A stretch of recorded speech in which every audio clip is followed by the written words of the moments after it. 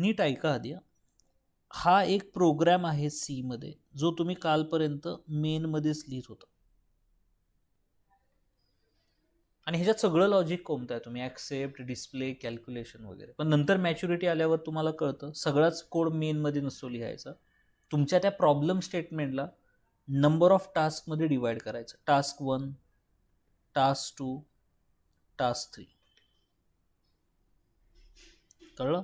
This is task 1, this is task 2, this is task 3, and this is task 4. बघा, एक प्रोग्रामच होता main मधलं, पण तुम्ही त्याला अशा नंबर ऑफ टास्क मध्ये डिवाइड केलं आणि या प्रत्येक टास्क साठी तुम्ही फंक्शन लिहायचं. So this is function 1, this is function 2, and this is function 3. आत्ता जी मुलं सीच्या बॅचमधून आली त्यांना कळलं का रे? म्हणजे सर, आपला मगाचा तुम्ही ब्राऊन कलरचा काढलेला बॉक्स हा एक, हे कळलं का? This is your C program. हे what is a C program? Brown कलरचा बॉक्स उलगडून बघा बरं, काय दिसतंय रे तुम्हाला? नुसती ढिगभर फंक्शन दिसत आहेत. ढिगभरला इंग्लिशमध्ये म्हणतात सेट ऑफ फंक्शन दिसत आहेत. So can I say that C is a procedure किंवा फंक्शन ओरिएंटेड फंक्शन, किंवा त्याला ऑर करून अजून एक शब्द वापरला जातो, प्रोसिजर ओरिएंटेड प्रोग्रामिंग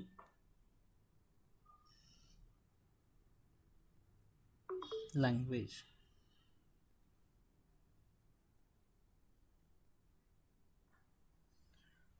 होय, क्लिअर का पॉइंट?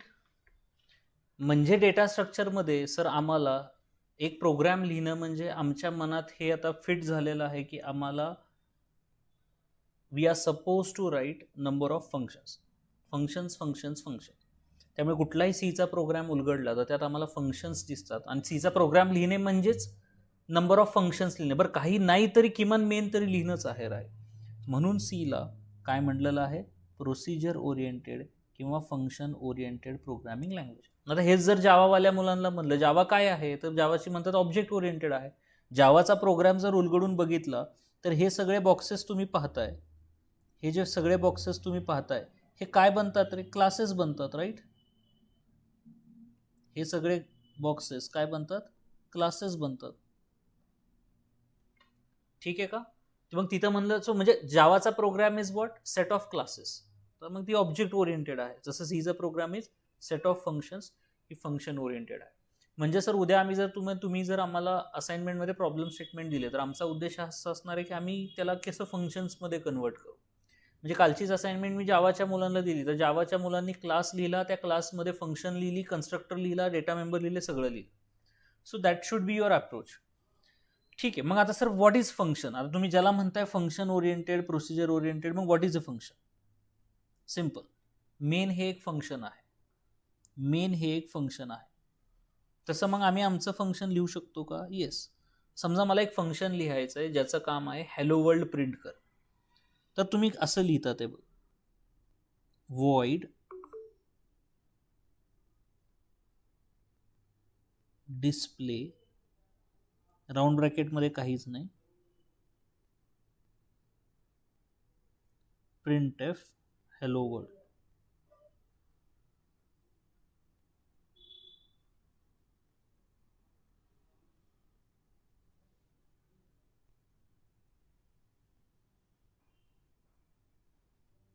ठीक आहे. आता एखादं फंक्शन लिहिणं म्हणजे काय लिहिणं माहित आहे का? तर इथं आणखीन कोड असू शकेल जर तुमची रिक्वायरमेंट असेल तर. कर्ली ब्रॅकेटमध्ये तुम्ही जे काय लिहिताय, कर्ली ब्रॅकेटमध्ये तुम्ही जे काय लिहिताय, ठीक आहे, त्याला काय म्हणतात बरं? त्याला फंक्शन डेफिनेशन असं म्हणतात. हे कळलं. फंक्शन डेफिनेशन म्हणजेच काय, फंक्शनचा कोड, फंक्शनचं काम काय आहे किंवा फंक्शन काय करतंय हे तुम्हाला जिथं दिसतं किंवा जे तुम्ही लिहिता, that is a function definition. मग सर हा वॉइड काय आहे, तो त्या फंक्शनचा रिटर्न टाईप आहे, ह्याला रिटर्न टाईप म्हणतात. सर रिटर्न टाईप म्हणजे काय, फंक्शन काय रिटर्न करणार आहे. वॉइड ह्याचा अर्थ काय माहिती आहे का, आता हे फंक्शन काहीच रिटर्न करणार नाही, म्हणजे जो कोणी कॉल करेल, ऑब्व्हियसली तुम्ही ह्या फंक्शनला मेन मधनच कॉल करणार आहात. Suppose this is a main, आणि मेन मधनं तुम्ही असं डिस्प्लेला कॉल करणार आहात, डिस्प्ले फंक्शनचं नाव राऊंड ब्रॅकेट आणि सेमीकोलन, दॅट्स इट. ठीक आहे. सो आत्ताच्या घडीला हे फंक्शन काही रिटर्न करणार नाहीये. So your return type is void. So you are not returning anything.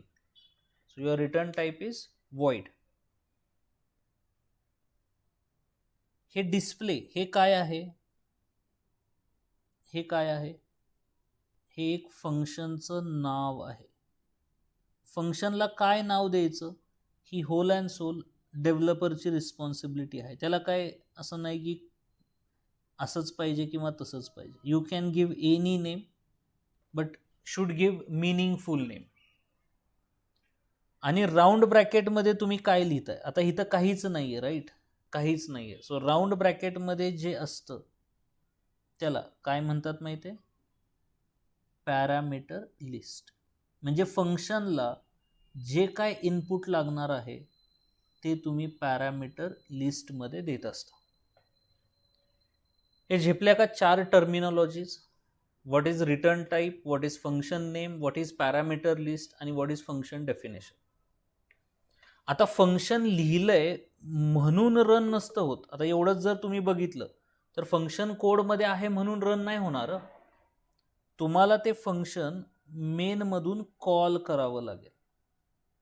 त्यामुळे याला काय म्हणलं जातं माहिती आहे, it's a function call. Function call म्हणजे नीट बघा, एक्झिक्युशन स्टार्ट होतं मेन पासून. ज्यावेळेस तुम्ही हा प्रोग्राम रन करता, हा समजा आता हा अखंड तुमचा एक प्रोग्राम आहे, म्हणजे जेवढं मी आता लिहिलंय हा तुमचा अखंड एक प्रोग्राम आहे, राईट.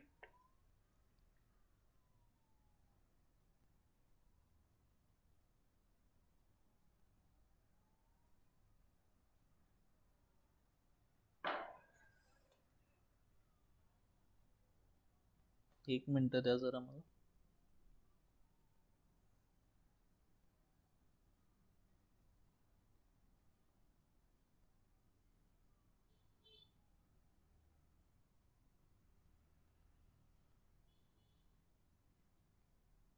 थोडं खाली घेतलं मी.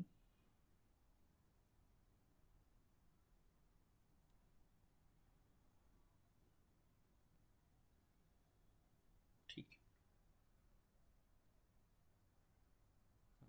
That is okay. कारण तुम्हाला ते वेगळा भाग आहे हे कळावं त्यासाठी.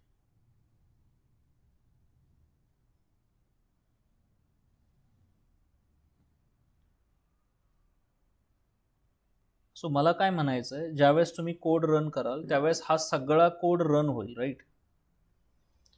एक्झिक्युशन मेन पासून स्टार्ट होतं. कोणाला माहिती आहे का रे, डिस्प्ले हे युजर डिफाईन्ड फंक्शन आहे.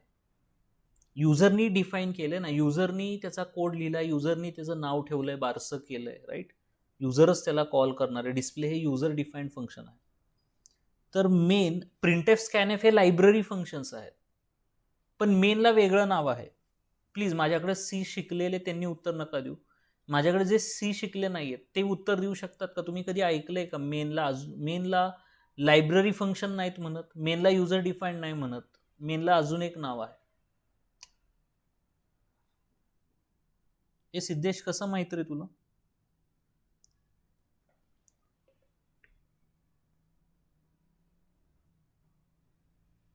येस, अदर दॅन सिद्धेशच्या व्यतिरिक्त अजून कुणाला माहिती आहे का नाव काय.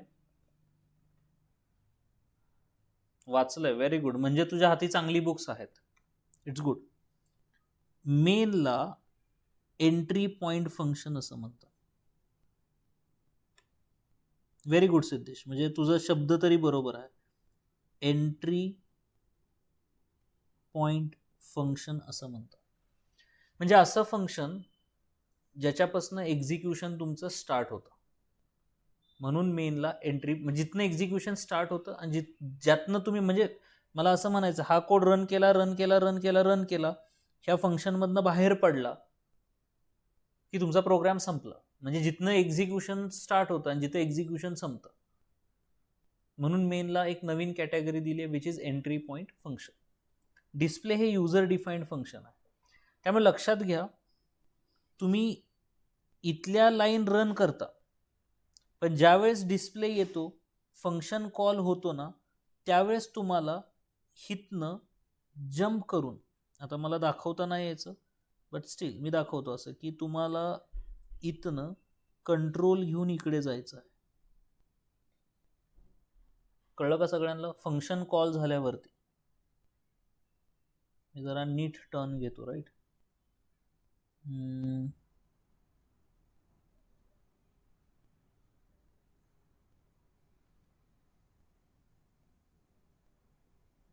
असं तुम्ही येतं,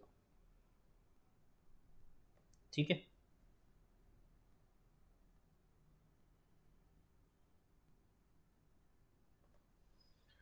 सो फंक्शन कॉल झालं की तुम्ही तात्काळ मेन फंक्शन सोडता आणि जे कॉल झालंय त्या फंक्शनला जाऊन मिळता.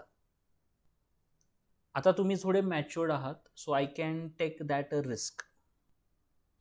लाल कलरची लाईन फॉलो करत झाल्यावरती डिस्प्लेला येऊन धडकला की लगेच कोड नाही एक्झिक्यूट होत, राईट.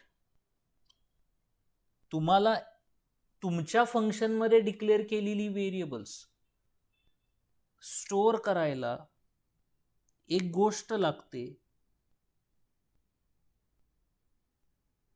ती असते स्टॅक. ती तुम्हाला स्टॅक मिळते. स्टॅकवरती तुम्ही पॅरामीटर असतील तर त्या पॅरामीटर्सला मेमरी देता. सो पहिली मेमरी कुणाला मिळते? पॅरामीटर्सला मिळते. हिथं जे आहे, हिथं जर व्हेरिएबल असतील तर इंट आय, इंट जे किंवा इंट ए कॉमा बी. आता पॅरामीटर नाही, त्यामुळे पॅरामीटरला मेमरी मिळणार नाही. सर लोकल व्हेरिएबल असतील तर मग लोकल व्हेरिएबलला पण मेमरी मिळते. हे कळलं का सगळ्यांना? दिस इज अ स्टॅक. आणि मग एक्झिक्युशन स्टार्ट होतं. म्हणजे किती जणांना कळलं? फंक्शन कॉल झाला की कोड रन होतो फंक्शनचा. वाक्य बरोबर आहे, पण पहिलं कोड नाही रन होत. पहिली तुमच्या पॅरामीटरला मेमरी दिली जाते, मग लोकल व्हेरिएबलला मेमरी दिली जाते आणि मग एक्झिक्युशन स्टार्ट होतं. वाक्य कळलं असेल तर येस टाईप करा बरं. म्हणजे सर लोकल व्हेरिएबल आणि पॅरामीटर हे स्टॅकवर बनतात, स्टॅकवर मेमरी मिळते आणि ती पण रन टाइम मिळते एक्झिक्युशन स्टार्ट झाल्यावरती. सर मग आम्ही फंक्शनचा कोड रन करतो, आम्ही रन करत आलो.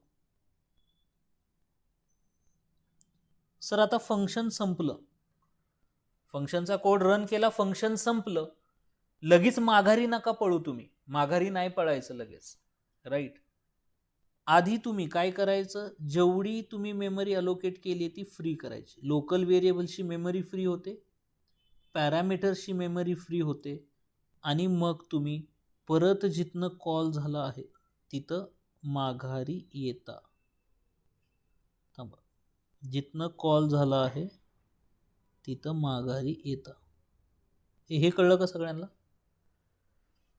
हा अप्रोच कळला का सगळ्यांना? सो अशा प्रकारे मेनमधनं कॉल झाल्यावरती परत तुम्ही मेनमध्येच येता आणि अशा प्रकारे फंक्शनचं एक्झिक्युशन कंप्लीट होतं.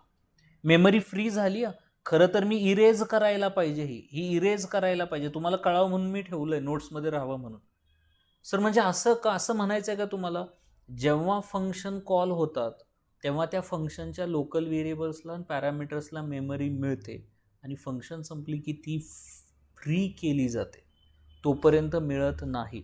म्हणजे सर ह्या फंक्शनमध्ये समजा जर व्हेरिएबल असते आणि आम्ही कॉलच केलं नसतं डिस्प्ले फंक्शन, तर न ते फंक्शन कधी कॉल झालं असतं, न त्या व्हेरिएबल्सला मेमरी मिळाली असते.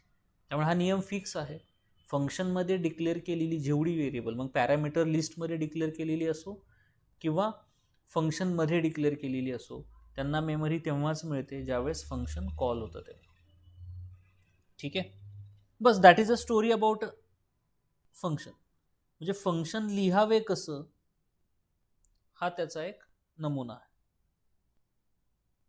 म्हणजे एवढ्या तुम्हाला कन्सेप्ट फंक्शन मधल्या माहीत पाहिजेत कुठलंही फंक्शन तुम्हाला लिहायचं असेल.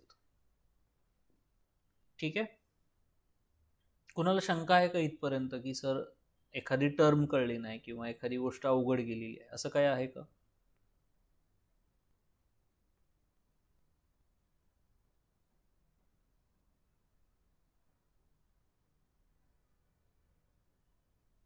ॲटलिस्ट नो किंवा एस, म्हणजे मला कळेल. माझा आवाज येतोय ना सगळ्यांना? तर फंक्शन शिकत असताना तुम्हाला किमान ह्या टर्म्स माहीत पाहिजे. म्हणजे फंक्शन म्हणजे लिहिताना तुम्हाला हे शब्द किमान माहीत पाहिजेत. फंक्शन नेम काय आहे, पॅरामीटर लिस्ट काय आहे, रिटर्न टाईप काय आहे, फंक्शन डेफिनेशन काय, एंट्री पॉईंट काय, फंक्शन कॉल काय. राईट, मी इथं हवं तर लिहून ठेवतो की याला स्टॅक असं म्हणतं.